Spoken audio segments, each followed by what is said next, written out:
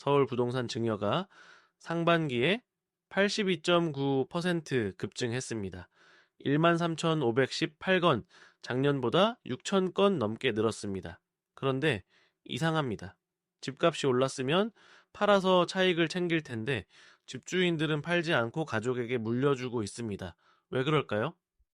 집값이 올랐으면 팔아서 차익을 실현할 수 있습니다. 보유세가 부담되면 매물을 내놓을 수도 있습니다. 다주택자 양도세 중과가 다시 적용된다면 미리 팔았을 것 같습니다.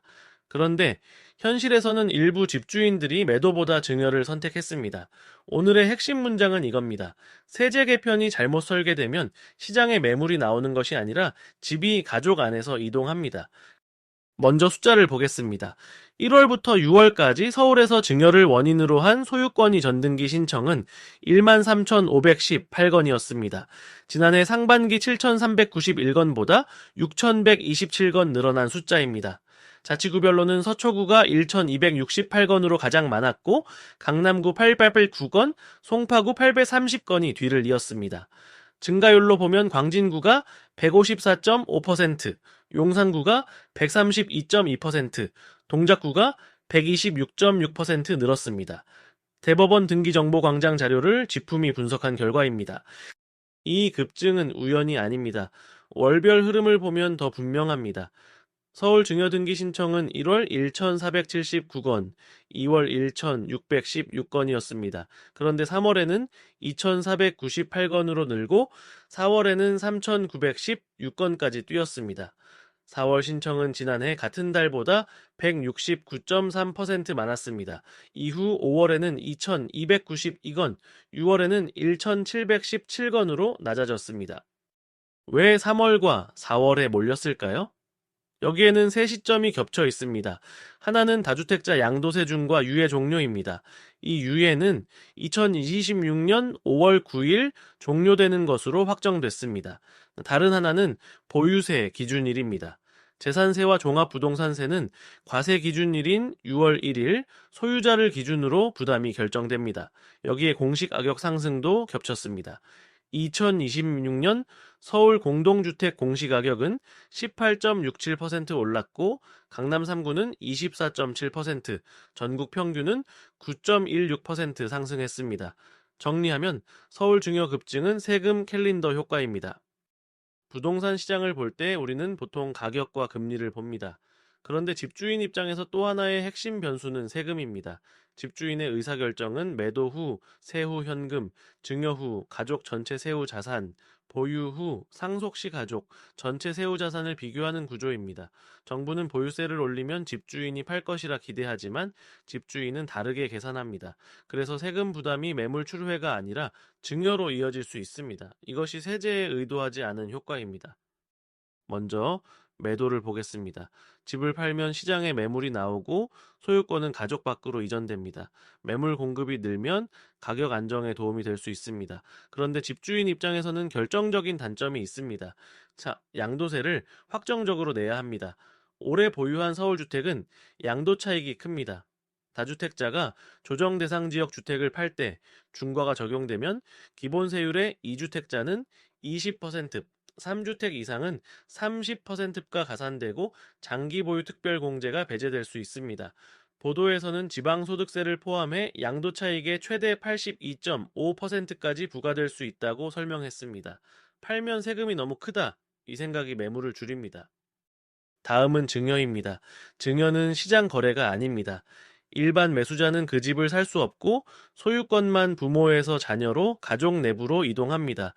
매물로 나올 수 있었던 자산이 가족 안에 잠기는 것입니다. 증여세는 재산을 받는 사람이 부담하며 최저 10%에서 최고 50%까지 5단계 초과 누진 세율입니다. 증여재산 공제는 배우자 10년간 6억 원, 직계존속으로부터는 5천만 원, 미성년자는 2천만 원입니다. 부동산 증여에는 취득세도 붙어서 조정 대상 지역 공시가격 3억 원 이상 주택은 12%가 적용될 수 있습니다. 그런데도 증여를 택하는 이유는 미래 상승분을 자녀 세대로 넘겨 서울주택을 가족 안에 남기는 전략이기 때문입니다.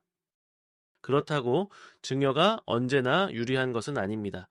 여기서 많은 분들이 놓치는 함정이 있습니다.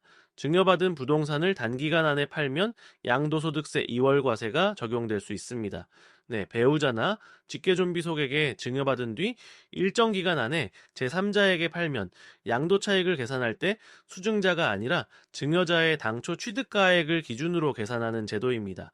부동산은 2023년 이후 증여분부터 2월 과세 기간이 5년에서 10년으로 늘었습니다. 따라서 증여는 단기 매각용 전략이 아니라 가족 내부 장기 보유 구조로 전환하는 선택에 가깝습니다. 세 번째는 상속입니다. 상속은 소유자가 사망한 뒤 재산이 이전되는 방식입니다. 상속세도 최저 10%에서 최고 50%까지 5단계 초과 누진 세율입니다. 상속이 개시되면 기초공제 2억 원을 공제하고 인적공제, 일괄공제, 배우자 상속공제 등이 함께 고려됩니다. 장점은 생전에 즉시 현금 세금 부담이 없다는 점입니다. 하지만 상속 재산이 크면 세부담이 크고 부동산 비중이 높으면 납부 현금이 부족할 수 있으며 상속인 간 분할 문제가 생길 수 있습니다. 그래서 자산가들은 상속과 증여를 비교하는데 그 배경에는 단순 절세가 아니라 가족 전체 자산 배분 전략이 있습니다.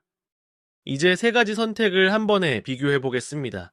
매도는 시장에 집을 내놓는 선택입니다. 현금화가 장점이지만 양도세가 확정됩니다. 증여는 시장에 집을 내놓지 않는 선택입니다.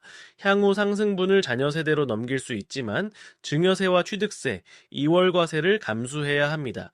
상속은 시간을 뒤로 미루는 선택입니다.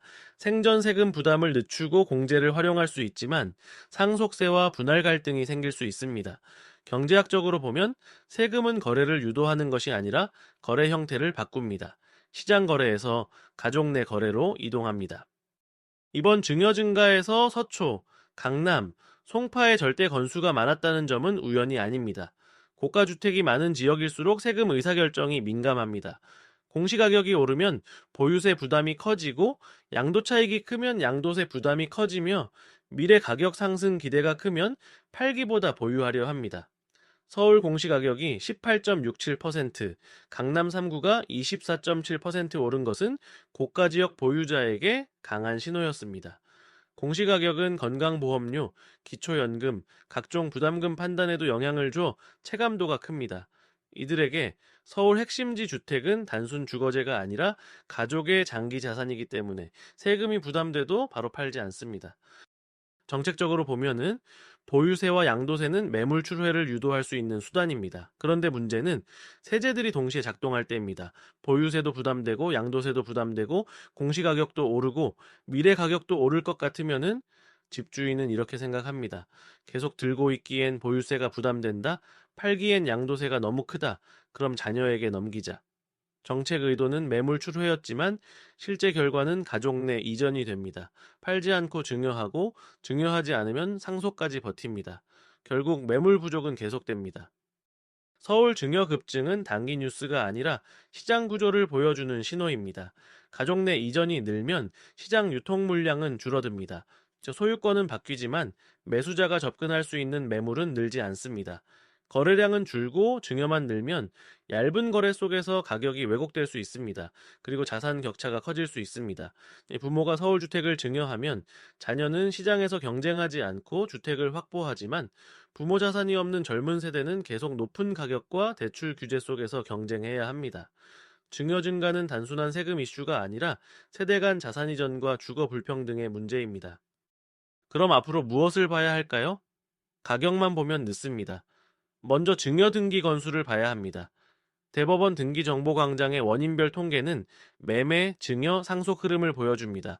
다음은 매물 수입니다. 뉴시스 보도에 따르면 2026년 5월 11일 기준 서울 아파트 매물은 65,682건으로 양도세 중과 시행 전날보다 약 1,200건 줄었습니다.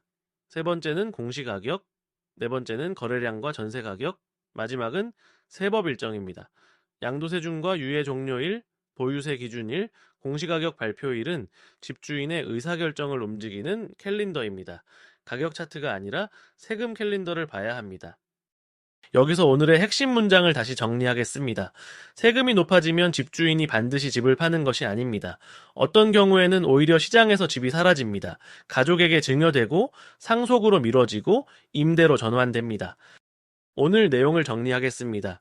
서울에서 부동산 증여가 82.9% 급증했고, 이는 단순한 가족 간 이전이 아니라 양도세 중과 유예 종료, 공시가격 상승, 보유세 기준일, 미래 가격 기대가 동시에 작동한 결과입니다.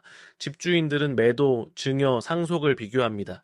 매도는 양도세 부담이 크고, 증여는 세금을 감수하며 가족 안에 남기는 전략이며, 상속은 이전을 뒤로 미루는 선택입니다. 그래서 세금이 높아진다고 집주인이 반드시 파는 것이 아니라, 잘못 설계된 세제는 매물 출회가 아니라 가족 내 이전을 늘릴 수 있습니다. 오늘의 최종 문장은 이렇습니다. 서울 주택시장에서 세금은 가격만 바꾸는 것이 아니라 집이 시장으로 나올지 가족 안에 잠길지를 결정합니다.